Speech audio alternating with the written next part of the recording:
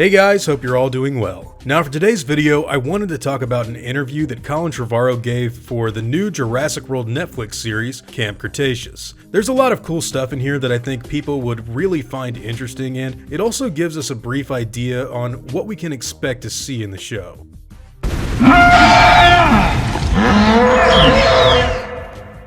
So the information that we're going to be going over today comes from a Polish website of all places. A link will of course be provided for it down in the description below. So starting off on the website called FilmWeb, we get an exclusive interview with the creator of Jurassic World about working on the Chalk Camp. Okay, so right off the bat, it looks like we're gonna have some translation issues, to say the least. On September 18th, the animated series Jurassic Park Chalk Camp, I wonder if that's really what it's going to be called in Poland, will be available on Netflix, the action of which takes place on the same schedule as the hit Jurassic World. It tells the story of a group of 6 teenagers taking part in a new adventure camp on the other side of Isla Nublar. As dinosaurs wreak havoc on the island, the kids realize that if they want to survive, they need to work together. Left to themselves and deprived of contact with the outside world, the campers will break the ice and become first friends and then family. Thanks to this, they will survive the attack of dinosaurs and discover secrets that threaten the entire world.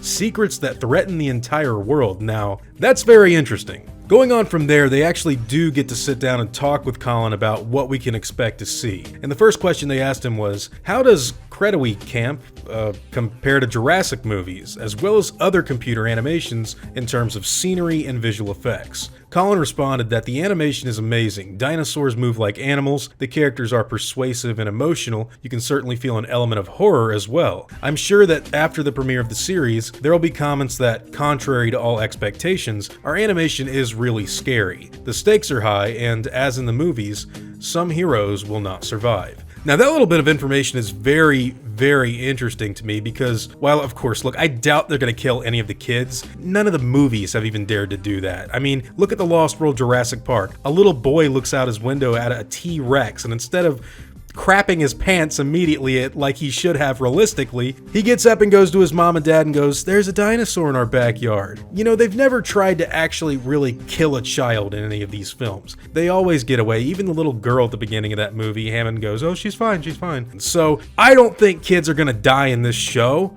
but maybe camp counselors will. He says right here, some heroes will not survive. I don't know exactly who that means, but hey, I'm looking forward to seeing something relatively close to what we get in the movies. They go on from this asking him, so how was your collaboration with the writers and creative team? How did you advise them? Colin said he lives in the UK, so this was his first time reading the script suggestions and giving the tips from there. However, I was very hooked on this project, he says, so I asked if I could accompany the writers on their work for a few days. It was a dream come true because the place where the writer creates has always seemed to be something incredibly romantic, and I wanted to get to know it closely. It was exactly what I dreamed of. Extraordinary, talented people focusing on building a story together. Everyone gave their best, and I was honored to be part of this group. They then go on to ask what surprised him the most about creating an animation based on the storyline of Jurassic World. And Colin says, honestly, I was concerned that we would run out of ideas on how our human heroes might interact with dinosaurs. But I was wrong. The series is a source of amazing entertainment. It all boils down to the fact that following the fate of our heroes is great fun. They look like real kids. You would just like to join them and spend time together, even if it is potentially dangerous. They then go on to ask, why do you think this is a good time to tell the story from the movies in the form of a series? And here I really like what Colin has to say. 5 years ago, I would have decided that we are not ready for this. I was very careful not to exploit this universe too much and go a step too far. The last 2 Jurassic World movies have captured the hearts of a new generation of dinosaur fans who expect more than one movie every 3 years. They can, of course, play with toys and use their imaginations, but it's worth giving them something to stimulate them to do so. I am no longer a child myself, but I remember how it works. One of the things that people have really asked for in between movies is more content in general, and I think this has a lot to do with looking at other franchises like Marvel, DC, Star Wars, and just seeing they get all kinds of stuff, and sometimes their movies bomb. If you look at something like Birds of Prey, or Solo, or, you know, maybe even one of the Ant-Man movies, or even the Guardians of the Galaxy, with which Chris Pratt is in, those movies don't make anywhere near as much as Jurassic World and Fallen Kingdom. Even Fallen Kingdom alone alone made like twice as much as Guardians of the Galaxy. So a lot of people were wondering, well, where's all of our other stuff? And I guess what Colin was saying here is that, I mean, to really boil it down, they didn't want to overexpose the franchise. And I don't necessarily think that that's a problem for every IP or brand. I think there's a lot of other issues that can go into really tainting a product. I get what he's saying here. The fact that we're all asking for more content means that it's not overexposed anyways, so I guess the idea to finally do this TV series after proving successful with Jurassic World, Fallen Kingdom, and obviously to a lesser extent Battle at Big Rock, it makes a lot of sense. Now the last question they asked him was, anything else you would like to add about the show's first season, which I guess we're going to get more of these if they're successful. And Colin said, see where our story takes you.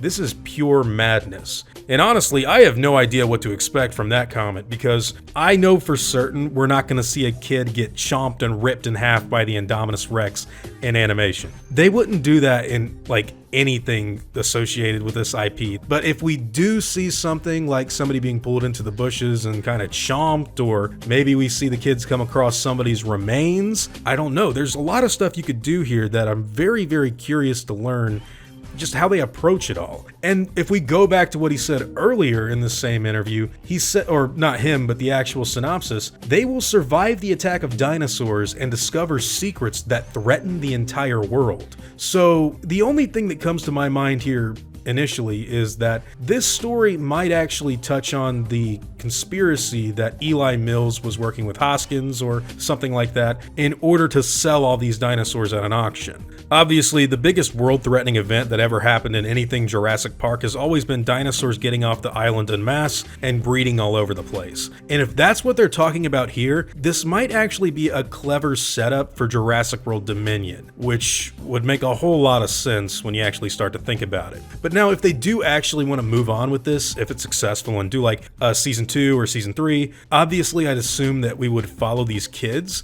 and maybe they would get older with each season going forward. But what does that mean? Is there a totally unrelated dinosaur story set contingent with Fallen Kingdom later on down the line? Or are we going to do something completely different and maybe tie into those raptors that were in Chile in the Jurassic World live tour, or something else? I guess everything is really up in the air at this moment in time, but I really wanted to talk about this regardless because I thought this interview was very, very interesting compared to everything else that we've gotten, and not too many people seem to be talking about it. Personally, I'm really looking forward to Camp Cretaceous. I don't really know what to expect from it other than the fact that this is the first official animated series that we're going to be getting for Jurassic Park. And I guess I'm just really, really curious to see how they do everything there. In my opinion, this has a lot of potential to be something cool that they go forward with in the future. But hey, that's just what I personally think. Now, I'd like to know what all of you guys think about this interview. This is all very interesting to me, but hey, whatever your own thoughts and opinions on all of this stuff happens to be, I'd love to hear them in the comments down below.